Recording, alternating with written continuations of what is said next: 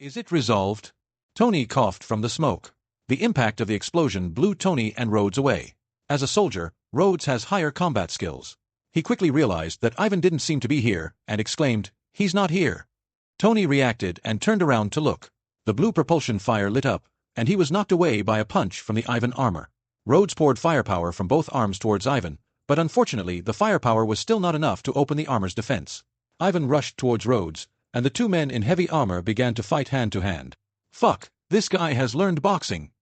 As a soldier, Rhodes' strength should not be underestimated. But as a scientist, Ivan possesses powerful fighting skills that are inconsistent with his identity. His armor is thicker, with higher attack power and stronger defense. He grabbed Rhodes' shoulders and threw him out. A white light flashed beside Ivan, hitting his armor and sending him flying. Using the thrusters to stabilize his body, Ivan's visor flicked open and he laughed wildly. "Tony, you haven't experienced the torture I suffered in the polar cold land by those monsters. You can't defeat me." With a flick of the double whips, blue electric light jumped. History must be rewritten, despicable Stark. Ivan twisted his neck and grinned at Tony. "I'm not the same person I used to be." "Ivan!" Tony roared as he stood with Rod. Rod complained, "What kind of experience has he gone through that makes him like to use a whip, SM? Whatever it is, we need to get rid of him quickly." Tony thought he had a sure win with the explosion just now, but he didn't expect Ivan to dodge it. "This is unreasonable." Ivan closed his mask and swung the whip in his hand, making a series of sounds of breaking through the air, which gave people a lot of pressure. "I wouldn't want to touch that whip," Rhodes complained and closed his visor. "Then knock it down first." Tony locked onto Ivan's left hand and yelled, "You right, I'll left." The two have a tacit understanding in their friendship over the years. Raise your palms and fire the energy cannon at the same time. Ivan sensed something was wrong and swung his whip but was hit in the armor. The whip's energy was damaged, and Tony and Rhodes accelerated towards Ivan at the same time and started punching and kicking him. They are running out of energy. Especially Rhodes, his mecha was originally modified by the military to add weapons, but no one could change the core energy system based on Tony's plan. It is still a last-generation reactor, and energy consumption is a big problem to drive this heavy thing. In addition, he had consumed a lot of his reserve ammunition in the previous fight against the Iron Soldiers. A great battle begins, with Ivan the armor fighting one against two. Although it was huge and bulky, Ivan was able to control it and react quickly to hit the opponent. It's a bit like boxing, with some shield techniques in it. Tony couldn't keep up with Jarvis's analysis.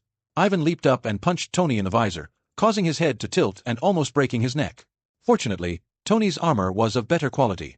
He grabbed Ivan's arm with his backhand and yelled, "Rod!" "I see."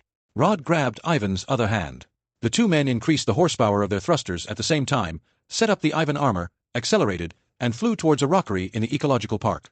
The collision between the armor and the rockery made Ivan almost vomit blood. His armor is just hard, but it doesn't have the shock absorption of Tony's. Sparks flew from the thrusters on his back. The previous blow had damaged them. Ivan growled and kicked Rhodes, then turned around, grabbed Tony with his left hand and started punching him. Tony also got angry and started fighting with him. Rhodes joined in again, and the three armors fought each other to see who could withstand the beating. Obviously, no matter how powerful Ivan is, he cannot overcome the gap in materials. Tony's latest armor, the materials have also been upgraded. Ivan's armor was the first to be scrapped, and then the machine gun on Rod's shoulder was torn off. Sparks kept lighting up on my body. Ivan was one step behind after all. He fell down. Tony and Rhodes also fell down. Jarvis, put the combat training on my schedule. Suffering from his poor skills, Tony stared at Ivan opposite him, panting. The three men flipped their visors aside, all gasping for breath. The difference is that Ivan was more seriously injured, his power system was destroyed, and now he can't even stand up. The heavy armor becomes a cage, and you are just a lamb to be slaughtered. Tony and his team are in a bad situation too, but at least normal operation is not a problem. It looks like you guys are determined to end this by fighting to the death. The voice sounded familiar to Tony. Looking back, I saw John standing there. "When did you come here?" "It should be when you were shooting at this black guy." John shrugged. "I have to say, you guys are quite passionate." "Rhodes. Why does this guy speak as coquettishly as me?" Ivan also saw John, and when he saw that face, his pupils contracted, as if he saw something terrible. "Wait, you know him?" Tony asked John immediately after seeing Ivan's reaction. "It was your family who sent him to assassinate me." "Don't talk nonsense, I don't know him." John rolled his eyes at Tony. But Ivan's reaction is also worth studying. Could it be that he was really sent by his own father? Not really. What did Tony Stark do in the past to make his dad so angry? Holding the wand in his left hand, John raised it and pointed it at the three people on the field. "Okay, gentlemen, don't move." Let me figure out something first. He looked at Ivan. Are you really related to my father? Your father? Ivan stared at John's face. You look more like your mother, both in appearance and hair. John. This sounds very strange. Now even John wasn't sure. Did Dad really ask someone to kill Tony? So should I take this opportunity to finish him off, or destroy the body? If you become an enemy of Iron Man, you can only crush him to death in advance. In the later stages, no one knows whether Tony will come up with some anti-John armor or something like that. John held up his wand and fell into deep thought. Rod approached Tony and whispered, "What is this, a magic wand?" Tony responded to his friend, "That stick is amazing." Ivan struggled to stand up. He looked at John and said, "Leave, Jovanovic. This place will soon become a ruin." John frowned.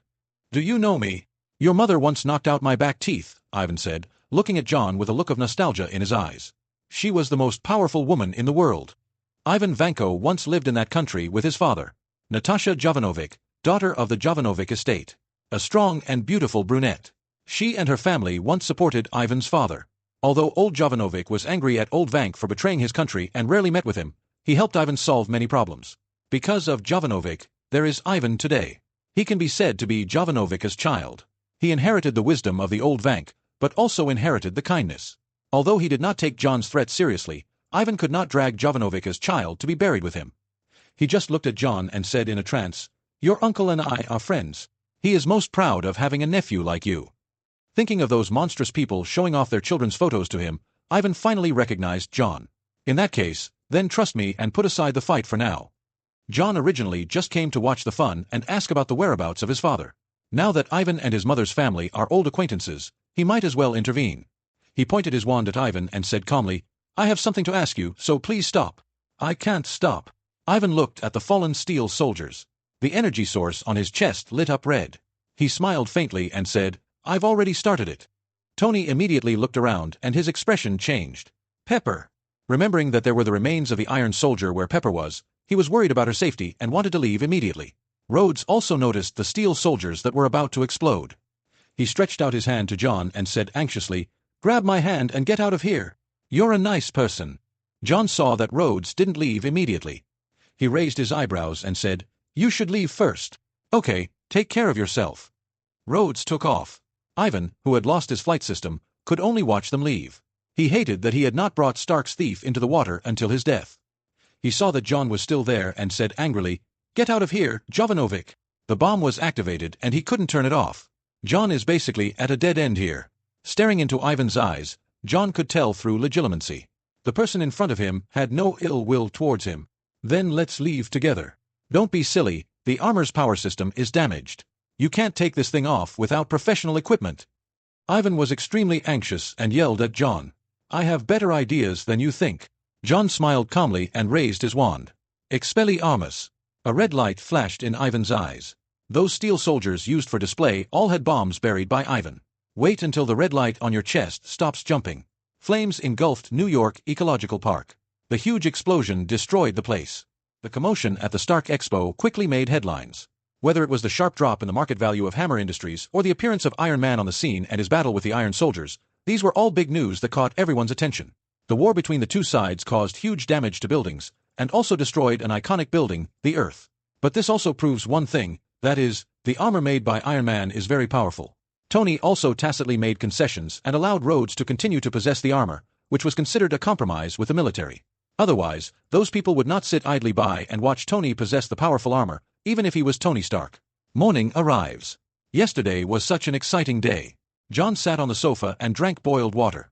Slender fingers clicked on the remote control, switching the screen full of yesterday's news reports. He drank the steaming hot water in 2 or 3 gulps. During this process, a man kept staring at John. Seeing that John had finished drinking the same pot of boiling water, Ivan, who was bandaged, looked at his cup of hot coffee. Reaching out and touching it, he felt that he was not blessed enough to enjoy it while it was still hot. "So, you were also sent here by the 10 Rings?" John paused the channel on the news report about Justin Hammer and asked in surprise, "You came all this way just to seek revenge on Stark?" Ivan does have some relationship with his parents. However, he did not participate in the mission to assassinate his parents, and he didn't even know that the Wick family was being hunted by the 10 Rings gang. He just wants to go and deal with Tony Stark, and his old rivals, the 10 Rings, are happy to help him. So after he showed up in Monaco and attacked Tony, he never saw anyone from the 10 Rings again. Ivan was silent for a moment, his hand running over the tattoo on his finger. "Stark stole everything from my father," he said with hatred in his eyes. "It was that villain Howard Stark who caused my father to die in regret." John got a general understanding of the feud between the two. To put it bluntly, old Vank wanted to make money, but old Stark, who started his business in the arms industry, refused to do so. "Wow," John deadpanned. "That's it." Ivan stared at John with sharp eyes. John sighed. "You have a PhD in physics?" "Yes." Ivan didn't know why John asked this, but considering that John saved him yesterday, he chose to answer. John continued, "Can you make a reactor?" "Yes." "You can also make armor?" "Yes." "Have you ever thought of other ways to retaliate?" John rubbed his brow, a headache coming on. "You're a genius, and a scientist, Ivan. Your abilities make you someone that any country would be happy to woo, yet you chose to play a game of self-destruction with Tony Stark." John looked helpless. What an upright Russian scientist this is. Everyone knows that Tony's energy and armor make a lot of money, but they just don't have Tony's technology. As a skilled person, once Ivan spreads the word, both the Russian and American military will directly exempt Vank from all charges and win him over. When Ivan heard John's words, he thought about it carefully, and his brain, which had been a little malfunctioning, started working again. "You want to stop me from taking revenge?" Ivan looked at the man who saved him. "I won't say there's anything wrong with you avenging Stark for your father." John shook his head and said, "But you don't have any advantage over Stark right now. Howard Stark is not a good person, and I have no sympathy for him." "John is not a man of sympathy. Don't forget that Stark Industries was once the largest arms company in the United States. Howard Stark is definitely not a good guy. It's not just because he expelled the old Vank, but also because he himself is an absolute American. His position is also America's position. Just looking at the largest arms company, you can see how many weapons it provides to the military. So John would not sympathize with Howard Stark and let Ivan let go of his hatred. But you can try another approach. You're not Tony Stark, so why do you choose to do it yourself?" John said to Ivan earnestly, "You can take your technology with you and go wherever you want. Don't hang yourself on Tony Stark. It's not like you like his ass. Iron soldiers can be mass-produced and remotely controlled. Once a production line is built, you can imagine how terrifying it will be." Ivan was a little dazed. He hesitated and said, "But my father. Only when you're strong enough can you make your father proud." John pointed his finger at the steaming coffee cup, which quickly froze into ice. "You're too weak now." John leaned back on the sofa. Seeing Ivan still hesitating, he stroked his chin and said, "If you kill Tony, you'll become a wanted man worldwide. It'll be a waste of all the knowledge you've learned over the years. I can give you a place to gather your strength. When you're on the same level as Stark, you can decide whether to seek revenge." John smiled. "The choice is yours." Ivan picked up the cup of iced coffee and tapped it with his fingers to make sure it was frozen solid. He looked up at the similar yet younger face, his father's dying guilt and regret flashing through his mind. The gap between him and Stark is too big now. If it weren't for Hammer, he might have been stuck in prison. After a long moment, he said, "I'll think about it." "A wise choice." John smiled. A snowy owl flew in and landed next to John. "Is this yours?" As a bird lover, Ivan likes snowy owls very much, but they seem a little fat. "Its name is Basil, and it usually delivers mail for me." Taking the letter from Basil's mouth, John touched the furry head. He glanced at the letter and handed it to Ivan. "Here's a letter from Uncle Andrei." Andrei was John's 8th uncle on his mother's side. The mother's generation of Jovanovic of Russian descent had 12 children. The grandparents loved the Wick children very much. This time, John wanted to find out the relationship between Ivan Vanko and Jovanovic, so he wrote a letter to inquire. One night passed, and he replied. As soon as Ivan heard Andrei's name, his previously calm expression disappeared, and his eyes were fixed on the letter as if it were some great enemy. Even the blood color disappeared. The toothpick in my mouth fell out. "Are you afraid of him?" John could sense Ivan's fear and was a little confused. This is a ruthless guy who is ready to drag Iron Man to death with him. Ivan picked up the toothpick and put it back into his mouth calmly. Biting the toothpick, he took a deep breath. "Can I be alone for a while?" John looked at him and nodded. "Go ahead." After taking the letter, Ivan's expression was as heavy as if he was about to die. Walking out of Wick's house, Ivan looked up at the sky. "The sky is blue, and the stupid things I did yesterday didn't seem to bring too much sadness to this city." Ivan came back in and looked at John with a look of indifference. "Thank you for helping me find a good job." "What did Uncle Andrei say to you?" John asked in surprise. Just now, Ivan looked like he was enduring humiliation and was ready to take revenge on Stark. But now I feel more open-minded, as if I had entered a Buddhist monastery. Ivan would never say that he saw something like, "If you cause trouble to my nephew, I will cut off your balls and stuff them in your mouth," in the letter. He just said that he had let it go. After all, what John said made sense. The gap was too big, and talking about revenge was like child's play. Have you heard of Tehran? John said with a smile without hesitation. It's a good company. Just right for your brain full of knowledge. Tehran. Ivan muttered the name. He had heard of this company. It seems to be a weapons production company. The difference is that the weapons they produce are not active weapons on the battlefield. They also have an in-house production workshop. John extended his hand and said meaningfully, "It's a pleasure to work with you." Ivan reached out his hand and shook John's. In a simple base of shield. Agents guarded the door. Tony looked at the projected information, his eyes falling on the documents on the table. Superhuman Alliance Preliminary Report. He understood what was recorded in it, what Nick Fury had said to him before. Just as he was about to open it, a black hand pressed down on the report. "It's Nick Fury. I don't want you to see that report." Fury sat across from Tony, his eyes scrutinizing him. He also held a report in his hand, an assessment report on Tony from Natasha, who was undercover in Stark. But it's not a good thing in there. Impulsiveness, self-destructive tendencies, narcissism. All signs indicate that Tony is not recommended to be a member of the Avengers, but, as a consultant, it's okay. Upon hearing this, Tony immediately stood up and shook hands with Fury, saying harshly, "You can't afford me." He started to leave, and Fury made no attempt to stop him. After taking a few steps, Tony changed his tone. "But I can use my consulting fees to ask you to do me a small favor." Tony hopes that the congressman who cursed at him in Congress last time will give him an award. There was nothing wrong with Natasha's assessment. Fury had a look of seeing through everything. He also had a question that needed Tony's answer. "John Wick," Fury asked, staring at Tony. "What kind of person is he?" Tony paused, thinking of the little wizard who could remove armor with one click. He smirked. "Maybe a guy who enjoys undressing other people." John has to handle some procedures for Ivan, such as matters related to the contract. It has to be said that for an outlaw, the contract basically depends solely on credibility. In his hand, he held the letter that Ivan had torn up after reading it. The letter that should have become waste paper now lay intact in his hands. Staring at the threat written by his uncle Andre, he felt that Ivan's credibility issue should not be a problem. Their only problem at the moment is that a police car pulled them over. Ivan and John sat in the police station, his face full of disbelief. "You never told me you didn't have a driver's license." "Ahem." John turned his head away awkwardly, curling his lips. "If you hadn't given Prowl the finger, none of this would have happened. Don't talk nonsense. Those scoundrels love to cause trouble for luxury cars." Ivan spoke in Russian. Regarding the issue of not having a driver's license, John didn't get into trouble the last time he drove without a license. He attributed this to Ivan being too aggressive in the passenger seat. This ability to attract hatred made him think of an old friend with platinum hair. Now there are two people, one without a license and the other a wanted criminal who is nominally dead. Entering the police station, with just a little verification, can result in heavy fines and sentences starting from over 20 years. John had already prepared for this. Matt returned to the firm with a first payment that could be considered a normal retainer. His good friend Fudge was very happy, as if the money had made him see a bright future. "I was so excited that I wanted to take Matt out for some shopping." Little did he know that he could have received at least $1 million in hiring fees. "I said that guy must be a rich man," Fudge and Matt muttered in the bar. Rich second generations like that are most likely to get into lawsuits. Even though it's a bit troublesome, their fathers are willing to spend a lot of money.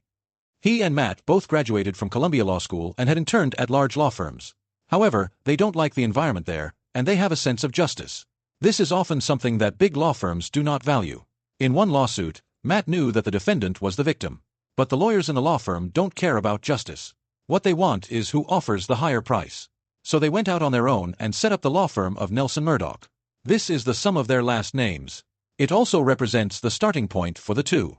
Serving more justice for the weak. "It would be even better if I could get a little commission while upholding justice."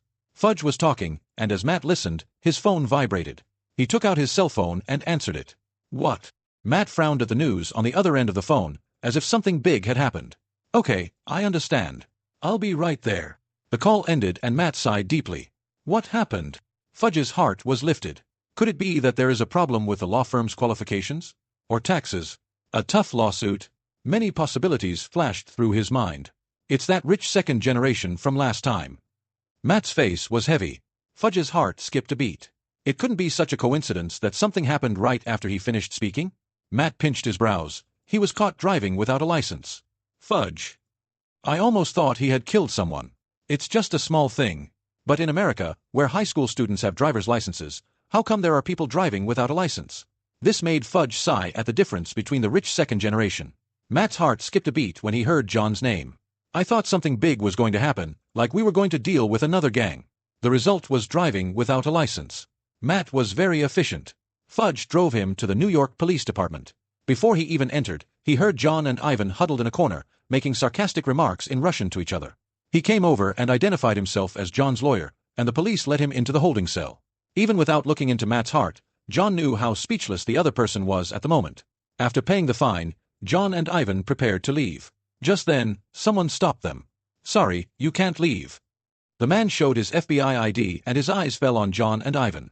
"Hello again, Mr. Wick," and the agent stared at Ivan, and he felt somewhat familiar with Ivan's appearance. However, because Ivan had changed his hairstyle and his face had some changes, he was not recognized. "I don't think you have the right to detain them," Matt said calmly, holding his cane with both hands. "They have already paid the fine." "Yes, that's the case with driving without a license," the detective named Joe said calmly, "but they're also involved in several major cases and need assistance with the investigation." Matt listened to the other man's heartbeat and knew he wasn't lying. He glanced at John, afraid this was the trouble he was talking about. "Okay, but you need to talk to my lawyer," John patted Fudge's shoulder, who came with Matt. "This is Fudge, my lawyer." He whispered in Fudge's ear, "I have an important matter today. Please help me solve this problem. The commission will remain the same."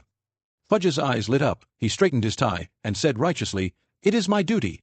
John looked up at Agent Joe, who had a grim expression on his face, and chuckled, "Then I'll leave first." Agent Joe wanted to say something but was stopped by Fudge. Even though the FBI has great power, it is still very difficult to deal with those who just talk unless they have sufficient evidence. Matt turned his head silently. The person next to John seemed to be the real trouble. After leaving the police station, John took out his newly bought cell phone and made a call. After more than 10 seconds, the call was connected. If you want to be a good driver, you should know not to keep your boss waiting. There was some dissatisfaction in John's words. If the driver hadn't come to work today, he wouldn't have to drive himself. This confused Ferdinand on the other end of the phone. He asked in surprise, "I wasn't fired?" The glass of his sports car was pierced and Ferdinand thought he was fired. John operated away yesterday without telling Ferdinand, leaving him anxiously waiting until late at night. "Drive your pickup truck and pick me up at the coffee shop in front of the police station." Giving Ferdinand his instructions, John glanced at the impounded Ferrari. "Doesn't it feel like Dad's car is unlucky?" He fell into deep doubt and opened 3 machines in total, but none of them ended well. If he hadn't confirmed that there was no magic on it, he would even suspect that his father had cursed the car. As for vehicle killers and the like, it's fake. This car must be unlucky. Ferdinand drove his rickety pickup truck, and the first thing he did when he got out was to apologize. "Sorry, boss, the car was damaged and I asked a tow truck to take it away." Ferdinand was terrified. He was afraid that John would make him pay with his life. "Oh," John and Ivan said calmly as they got into the pickup truck, "we're heading to Turan Industries." Ferdinand was prepared to be scolded, but when he saw John's calm expression, he didn't react. "Drive faster." Ivan grew impatient. "There's not much room in the back of this old car." Ferdinand first took in Ivan's appearance, then the tattoos covering his body. "Admit defeat decisively. Step on the accelerator and drive the pickup truck through the bustling Manhattan. Turan Industries, a company famous for producing pistols and machine gun rifles. Most of their equipment is for civilian use, and the weapons they produce are sophisticated, lightweight, and powerful, making them popular among mercenaries and killers. However, Turan Industries does not compete with Stark Industries, because they are mainly in the field of firearms, while Stark is in the field of heavy firepower and mass lethality. The pickup truck is parked outside Turan Industries." John got out of the car and walked inside. Ivan looked at the company. The whole building was a rectangle, made of black glass, which added to the mystery. Ferdinand looked nervous after getting out of the car. When he saw the 2 people go in, he hurriedly followed them. As you walk through the door, you will see a bustling company filled with elites. The patrolling security guard saw the 3 people and reported the suspicious persons using the intercom. The man from the security department walked over, with strong muscles, broad shoulders and narrow waist, wearing black clothes and berets. "Sir, please show me your ID." The man stopped the 3 people, and Ivan looked at John with interest, wanting to see how he would solve the problem. Ferdinand noticed that the people around him were not easy to deal with. "I thought you would recognize me," John said, taking out a purple card from his small bag without any haste. "Then you should recognize this." Seeing the card, the head of the security department's expression changed and he said respectfully, "Welcome, Mr. Wick." "Take me to my father's office," John said calmly, turning the purple card in his hand, "and call the management team to a meeting." "Okay, Mr. Wick," the head of security said hesitantly, "but as for Mr. Orloff, tell him to come over too." John said indifferently, "I hope he's not playing golf somewhere." The head of security further confirmed John's identity. With John's arrival, Turan Industries became tense. After all, they have always been managed by Mr. Orloff, but today someone from another major shareholder came. A bloody power struggle? The storm is coming. For the people at Turan Industries, the situation was tense. But Ferdinand was happy. He always knew that John was rich. After all, he just threw away his car without any regret and lived in the most valuable place in Manhattan. But he never expected that this huge Turan industry actually belonged to John's family. As a street thug, what he has the most access to are not Stark's high-end missiles, nor Hammer Industries' heavy firepower, but Turan Industries' pistols. It can be said to be a must-have product for killing people, robbing goods, and destroying corpses and traces. Facing such a big boss, Ferdinand vowed to perform well. Ivan sat on a swivel chair, his unkempt appearance with a toothpick in his mouth, standing out in the conference room. John stood in front of the French window, looking down at the Lincoln Stretch limousine parked below. A man with a high hairline walked out and headed towards the company building. A smile played on his lips as John glanced at the empty meeting room. It seems those people are waiting. Whatever, I'm working for my dad anyway. Ivan waited calmly for the people to come in and said with a wicked smile, "It seems that your father has a very difficult partner. As long as it means making money, no one will refuse." John rubbed the silver ring with his fingers. "Let me see who it is, my dear Wick." The door to the conference room opened, and the man with the high hairline walked in with a loud laugh. Behind him are the group of managers who are watching from the sidelines. It seems that they have already made their positions. Yuri Orlov. In his early years, he was active in the smuggling market, traveling to various war-torn countries to resell weapons, making a fortune and being known as the King of War. Later, it turned over a new leaf. In fact, it was the big boss behind the scenes who fell, changed its business from a war supplier to a weapons research and development company, and began to produce and sell its own products. He and John's father were partners and started Turan Industries together 10 years ago. After years of development, although this company cannot compete with Stark, it has enough loyal users and military orders. The company's market value now exceeds 10 billion yuan, making it an absolute money-making machine. When Yuri Orlov saw John, his smile faltered. "You are John," he said, staring at the face that looked like Mrs. Wick. "I've never seen you before. In fact, if I hadn't seen the photo of your father on the desk, I wouldn't have recognized you. How did you manage to maintain your looks? I almost thought you were a high school student from somewhere." Orlov sat down next to John very naturally. Only after he sat down did the others dare to take their seats. John saw this scene and said with a smile, "This isn't the first time I've heard your name, Mr. Orlov." Orlov laughed. "I guess Watson has mentioned me quite a bit, just like he keeps mentioning his son to me." "No," John shook his head. "It's my mother."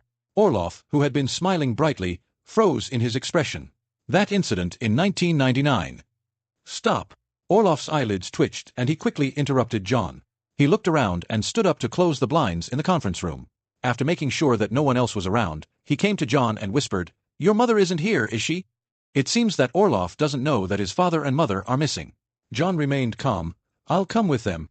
It was only then that Orlov noticed that in addition to the senior executives, there were two strangers. Forgive him for being so afraid of that woman. You have to know that his life-and-death friendship with Watson Wick came from Mrs. Wick. He breathed a sigh of relief, extended his right hand to Ivan, and said with a smile, "Yuri Orlov." Ivan glanced at him and stretched out his right hand to shake his. But the look on his face showed that he didn't take the King of War seriously. Orlov looked a little embarrassed and looked at Ferdinand. Ferdinand was flattered and shook the hand with both hands. Ferdinand Pierce, the boss's driver. This made Orlov look a little better. Sitting down again, Orlov placed his fingers together on the table and got straight to the point. "I heard you called a meeting, John?" "Yes, Mr. Orlov." John glanced at the executives, and they all lowered their heads. "You can tell me anything," Orlov said with a grin. "I founded this company with your father, so I know this place well. This is undoubtedly a demonstration. Are you going to make the King of War surrender to a child? John wasn't even born when he came out selling guns, don't get me wrong. If it weren't for John's father, he would have been kicked out right now." "Really?" John said meaningfully, "I can make Talon Industries like Stark Industries?" "Don't joke, John." Orlov didn't take the young man's words seriously at all. Even before Tony developed the new energy source, their company was no match for Stark Industries. That's a real behemoth. "You really think so?" John leaned back in his chair. "This is a great opportunity." "You need to impress me," Orlov said, "if you can. No one can resist money, Orlov." John pointed at Ivan and introduced him. "From now on, Ivan will become the technical consultant of Turan Industries. He has all the power over the entire Talon Industries R&D department." "Are you kidding me?" Orlov frowned. "You just brought some guy from unknown origin into the meeting room and announced it like that? Do you think this is just a child's play?" He was very angry, staring into John's eyes, and said word by word, "I tell you, if it weren't for you being Watson's child, I would kick you out." John smiled and said, "I'm not kidding. This is the power I have." "That's your father's power," Olaf roared. "Your father and I founded this company, not for you to play house. Put your ear close to me, Olaf." John was calm, not hysterical. Olaf took a deep breath and repeatedly told himself in his heart whose son this was. But he was as stiff as a brick. John extended his hand to Ivan, who understood what he meant and dug into his pocket, pulling out a simple box. "The road to glory lies within." Pushing the box toward Olaf on the table, John gestured for him to open it. Olaf looked at it with disdain, raised his finger and flicked it lightly. The box opened and blue light emanated from inside. He just took a look and couldn't move away. 3 seconds later, he pressed the lid of the box shut and yelled at the eagerly waiting executives, "Everyone get out!" The management, who were still waiting and watching, looked at each other and walked out one after another. After closing the door, Olaf excitedly held the box and whispered, "Where did you get the reactor? Don't tell me you kidnapped Tony Stark. I just saw him go up on stage to receive the award." A possibility came to Olaf's mind. Could it be that John went to Stark's house and stole the things? "Why Stark?" John chuckled. "Can't I make it myself?" "Bullshit!" Olaf cursed. "That thing only belongs to Tony Stark." A light flashed in his mind and the words on his lips stopped. Olaf turned his head blankly and looked at the man with short hair. The more he looked, the more familiar he seemed. He stretched out his fingers and shook them a few times, then asked uncertainly, "Ivan Vanko?" Ivan turned his head away disdainfully and sat on the chair with his arms folded across his chest. "Aren't you dead?" He looked surprised, as if he had seen something. According to news reports, Ivan Vanko controlled the Iron Soldier to self-destruct and die. But the result happened right in front of him, which made Olaf's mind confused. "You said you wanted Talon Industries to become like Stark Industries. Is that true?" Olaf, who originally opposed John's meddling in matters of the day, immediately changed his attitude. "Aren't you afraid his identity will be exposed and Iron Man will come after you?" John rubbed his fingers against the ring and said casually, "That's Iron Man." "Oh my God, damn Iron Man," Olaf said with a kind and amiable smile. "Ivan Vanko is dead, isn't he?" When Ivan saw this scene, he thought to himself that it was just as John said, rich people would do anything for money. Olaf's expression changed at an astonishing speed. He put his arm around John's shoulders and said amiably, "Your father and I are best friends. Your father also has shares in this company." A super genius who can build a reactor, Olaf would have to be crazy to turn him down. "I can give all the R&D department powers, even shares, to this technical consultant to join Talon Industries." Holding the reactor box as if it were a treasure, Olaf felt like he had grabbed a mountain of gold. "That's just garbage." John snapped his fingers. Without him making any movement, the box appeared in his hand. With a casual throw, the reactor fell into Ferdinand's arms. This scared Ferdinand a lot. And this is the real future. Before Olaf could get angry, John put something down. Purple crystal flakes. The magic crystal, which is the one he replaced Iron Man's reactor with. John looked at Ivan and asked, "Do you have a solution to palladium poisoning?" This question made Ivan silent. Even if he had the ability to rub a reactor with his hands, he would not be able to find a material to replace palladium. So when John threw away the reactor, he had a moment of anger. It wasn't perfect, but he had put his heart and soul into making it. Ivan shook his head. There is no alternative material at all. Wearing a reactor, that's slow death. So when he was fighting with Iron Man, he didn't even think about surviving. "That works." John chuckled. "I've tried it. A perfect, stable reactor with no side effects." This sentence was undoubtedly a bolt from the blue. Ivan, who had come here only to seek revenge on Stark, quickly stood up and asked, "How can you promise?" "Because I tried it in Tony Stark's reactor." John shrugged and said, "It can replace any element." This sentence is no less significant than the emergence of the reactor. "Wait, sorry, any element?" Olaf needed to calm down. "What the hell is this, magic?" Olaf didn't know that an unintentional word in his heart revealed the truth. "Now, are you still going to shut me out, Olaf?" John has not left his chair since he entered the door. Olaf's expression changed. If what John said was true, then it was only a matter of time before they would stand shoulder to shoulder with Stark Industries. An arms company, moving towards energy? I need to think about it. Time waits for no one. John placed his pocket watch on the table. 3 minutes. Unconsciously, the dominant position of this meeting has completely turned to him. Olaf wandered around the conference room. The quiet conference room makes the sound of the pocket watch hands ticking become particularly clear. Should I believe and give it a try, or continue to be safe? "Stop that damn pocket watch," he shouted irritably. John remained indifferent and said calmly, 30 seconds left, Olaf." "I know, okay, I promise." Orloff compromised. He quickly walked over and sat down next to John, holding out his hand. Let's complete this deal happily. For a transaction, you need bargaining chips. John picked up the pocket watch slowly, without any intention of shaking hands. The former king of war was no mediocre person. He asked, "What do you want?" "It's not for me, it's for my father." John put the pocket watch back down, and the beating sound of the hands on it was like Orloff's heartbeat. "He and I are good friends. My mother mentioned it, in 1999. I promise. Orloff finally agreed. After all, he didn't want to offend that woman. He will use all his strength on Wick. If it weren't for the great temptation of the reactor and the purple crystal, he wouldn't have made up his mind. Even brothers settle accounts clearly. John stood up with a smile and held out his hand. "That's a fair trade, Orloff." "You don't even want to call me Uncle Olaf," Orloff complained. "Maybe when you're strong enough, you can, but there's one thing you need to do now." Orloff asked in confusion, "What's going on?" John put down his phone, which contained information about the crisis facing Hammer Industries. "Acquire it. Money is a good thing." Hammer understood this all too well. However, his advantages that were very useful to him in the past are no longer able to help him. The Iron Soldier is out of control, and even the war machine loaned to him by the military has problems. The final explosion caused enormous losses. One Iron Soldier is worth $125.7 million. Those exploding steel soldiers are enough to buy a company. Not to mention the damage caused to the city of New York. This is a major national event. It is no less than a terrorist attack. Because of this incident, Hammer's good friends all distanced themselves from him. Because of this incident, his company's board members began to divide up the remaining value. Hammer is completely useless. From the moment he chose to use the cat for prince trick to rescue Ivan, he gradually became a fool heading towards the abyss. There is no denying that he is a successful businessman, but he is not a smart person. Hammer, who was taken to the police station, perfectly demonstrated what it means when the tree falls, the monkeys scatter.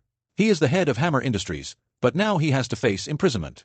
Although he was not the mastermind behind this incident, Ivan was dead, and the iron soldiers that were damaged in the accident and the people who handed over the matter to the military were all his. This cunning businessman eventually lost everything after a call to the police. "I will come back and take everything back, I swear." He stared at the other side fiercely and spoke. The other prisoner sitting across from Hammer glanced around innocently. He was just detained for 15 days for drunk driving and didn't do anything. Hammer punched the wall angrily, grimacing in pain. He is not penniless, he still has money and shares. Hammer's lawyer told him the situation was not optimistic. He is now disgraced, and the decline in his shares means his assets have shrunk. In addition, the facts are clear, so it is a foregone conclusion that he will go to jail. Now, after going through the process, you will be sent to prison. Although he was unwilling, Hammer knew that this was the best result after fighting for it. He hated Stark and Ivan. The former made him lose face, and the latter played a trick on him and caused him to be imprisoned. Oh, and there's more. Pepper Potts, the woman who called the police. When he gets out, he won't let any of them go. Even if Jesus comes, he can't save them, I say. Justin Hammer, come out. The cell door opened and a policeman stood outside calling Hammer. Hammer's toughness disappeared in an instant. He stood up and walked outside, feeling a little uneasy. I still have some procedures to go through. Am I going to be sent to jail now? He walked into a room. There was only a table and 2 chairs in the empty room, and the person opposite was behind the shadows. Hammer thought he was going to be interrogated, but after he came in, the policeman closed the door and left silently. There were only 2 people in the room. Hammer was now wearing a simple suit, but the man opposite him was in a suit and tie, looking as proud as he had been when he rescued Ivan from prison. There was an ice cream and a key on the table. The key can open the handcuffs that bind him, and the ice cream has an enticing creamy and sweet taste. Organic gelato flown in from Italy. You like this, right? The person opposite spoke. Hammer took the key and unlocked the handcuffs. He sat down and asked, "Who are you?" The hunger in his stomach made his taste buds tempted by the ice cream. But he was the head of a giant company after all. He stared at the person in the shadows, trying to see him clearly. "We haven't seen each other in 10 years, Justin Hammer." The man slowly sat up straight, and his face hidden in the shadows gradually emerged. That familiar face brought Hammer's memory back to the days when he secretly sold arms to arms dealers. Lord of War, Yuri Orloff. Hammer was a little nervous. "What do you want me to do?" Orloff didn't answer, but just looked at the ice cream. "The ice cream is melting." He signaled Hammer that he could eat. When you live under someone's roof, you have to bow your head. Although Orloff is now a legitimate businessman, his hidden strength makes Hammer, whose company is larger than that one, extremely wary. He can provoke Stark crazily because Stark is Iron Man and a rule-abiding person. But the person in front of him is not the one. The person standing behind him is a terrifying existence. Even just one word could plunge all of New York into chaos. A week ago, Hammer would have been very tough, or at least not so scared. Unfortunately, both the money and the person are gone, so I have to restrain myself. The other party has already shown his fist and easily brought himself to his feet at the New York Police Department headquarters. Especially the ice cream, which made his pupils shrink. The other party knows exactly what he likes to eat. What other secrets can be hidden? He felt like packaged goods, ready to be sold. Your own value depends on the price the other party is willing to pay. Thinking of this, he picked up the spoon with a heavy heart, without any sense of relief. Yuri Orlov watched Hammer's expression change. In fact, Hammer misunderstood him. He had no idea what Hammer liked to eat, but Ivan remembered it clearly and had a very bad taste. To acquire the shares from the other party, some means are naturally necessary. I think you've seen this. Orlov put the phone in front of Hammer. Inside was a chart showing the precipitous drop in Hammer's stock price. There was an overwhelming barrage of abuse, and a flood of lawsuits from relatives and friends of those injured in the Expo incident. Amid the public outrage, even Hammer was unable to withstand it. He gripped the spoon tightly, and the mouthful of ice cream he scooped up trembled. What do you want? Hammer stared at Orlov. To humiliate me? I'm not that boring. To be exact, I didn't want to see you at all, Orlov sneered. Stark and Hammer have almost monopolized the Ministry of Defense's orders. Hammer has completely lost the trust of the Ministry of Defense. Basically, Hammer Industries is only a matter of time before it goes bankrupt. Orlov sat across from Hammer. I can give you a chance to revive Hammer Industries. Even if something happens to Hammer Industries, Taran Industries can't acquire it. Hammer's face turned grim. Hammer is a family business, passed down from father to son just like Stark. It was also because of the same experience that Hammer did not want to lose to Tony Stark, who also inherited the family business. Yes, Hammer Industries can be revived. But there is a prerequisite, that is, a large amount of funds are injected into the stable structure. Taran Industries is a multi-billion-dollar enterprise, but unfortunately it is still far behind Hammer Industries. I won't sell my shares, Hammer said firmly, holding a spoon. Hammer Industries can only be inherited by Hammer. Don't think I don't know what your purpose is, Hammer said angrily. You're after the Ministry of Defense order. Taran Industries' technological level cannot compare to Hammer's. You want to annex us? No way. If someone hadn't told me today to acquire Hammer Industries, I wouldn't be here at all. Orlov laughed uncontrollably. You don't think Hammer Industries, having lost the trust of the Ministry of Defense, is still valuable, do you? I give you a choice, Orlov said calmly, his palms folded on his legs covered with expensive fabric. Either sell your shares to Taran Industries, or die in prison. You know, someone can do it. A naked threat. This is Orlov's usual style. He is not an orthodox businessman like Hammer, he is an arms dealer. Death was as common to him as a puppy on the roadside. Killing a businessman who has lost his momentum is as easy as putting on pants. Hammer felt a chill, and he understood that this man was serious. Death, or compromise. The ice cream was melting, and Hammer's time was slipping away. Even if you get my shares, you won't be able to fully control Hammer Industries. Hammer finally wavered. For him, the most important thing is always his own life. Who do you think I'm serving? Orlov simply responded with one sentence. Wick. These two words appeared in Hammer's mind, and he couldn't help but shudder. The spoon dropped, and Hammer said in disbelief, Isn't he in New York? Yes, but his son is very interested in you. Orlov felt a toothache as he recalled the scene of being manipulated. That guy is different from his father. The Wick family's son? Hammer was a little confused. He only knew that the Wick family had a daughter. When did you have a son? Having hidden the person for so long, Watson Wick is indeed very scheming. Feeling the terror from the underground president again, Hammer took a deep breath and tried to shake Orlov. He's just a little brat, and you choose to compromise? As someone who had dealt with Olaf many times, Hammer knew that Olaf had ambitions. This guy dared to go to the place where African warlords ruled, and was pointed at by more than a dozen AK-47s, but he still laughed and cursed, and sold arms to the African warlords. Can a child be made obedient? Orlov's face was unnatural, and he was a little annoyed. You are exhausting my patience. Nonsense, that guy has a hold on me, how can I not compromise? That dark history will probably haunt me for the rest of my life. Seeing that Orlov was getting impatient, Hammer didn't dare to delay any longer. He hesitated again and again. I need you to ensure my safety and to minimize my sentence. Okay. Orlov picked up the spoon he had dropped, scooped up a mouthful of ice cream, and kindly fed it to Hammer himself. Eat the ice cream and sign the contract. Hammer ate his ice cream uncomfortably. Dad controls quite a few shares. John was looking through the bond and share details in his father's safe. As an underground boss who started out as a financial manager, Dad's style of doing things is different from others. The things are still there, which means Daddy could be back at any moment. I don't know where he and Momdi went.